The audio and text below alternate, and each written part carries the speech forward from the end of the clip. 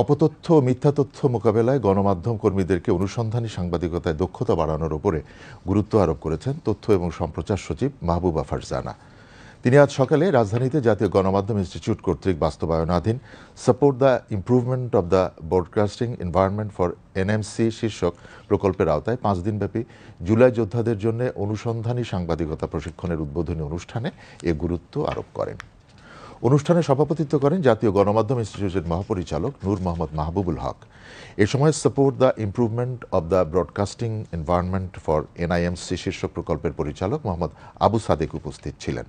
গুজব এবং অপপ্রচারের বিরুদ্ধে কঠোর অবস্থানের কথা উল্লেখ করে তথ্য এবং সম্প্রচার সচিব এই চ্যালেঞ্জগুলো মোকাবেলা করতে শিক্ষার্থীদের গোপন তথ্য উদ্ঘাটন, দলিল বিশ্লেষণ, উৎস খোঁজা এবং জোরালো রিপোর্ট লেখার দক্ষতা অর্জনের উপরে তাগিদ দেন।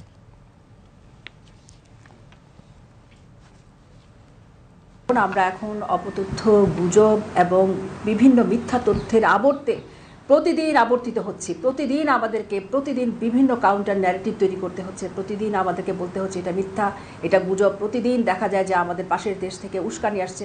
প্রতিদিন আপনাদেরকে কষ্ট করতে হচ্ছে এবং প্রতিদিন আপনাদের সজাগ হতে হচ্ছে।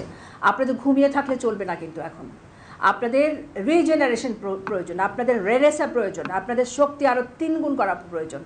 আজকে যারা এখানে বসেছেন তারা কিন্তু আজকে যে প্রশিক্ষণটা গ্রহণ করবেন অনুসন্ধানী সাংবাদিকতা, সেই সাংবাদিকতার কিন্তু অসম্ভব প্রয়োজনীয়তা রয়েছে এই মুহূর্তে আমাদের। এবং অনুসন্ধানে সাংবাদিকতার প্রথম শর্তই হচ্ছে সত্যের গভীরে গিয়ে সত্যকে যাচাই বাছাই করে একেবারে নির্ভুল তথ্য বের করে আনা। এবং আমার মনে হয় যে মডিউল তৈরি করেছে জাতীয় গণমাধ্যম ইনস্টিটিউট, আপনারা কিন্তু উপকৃত হবেন।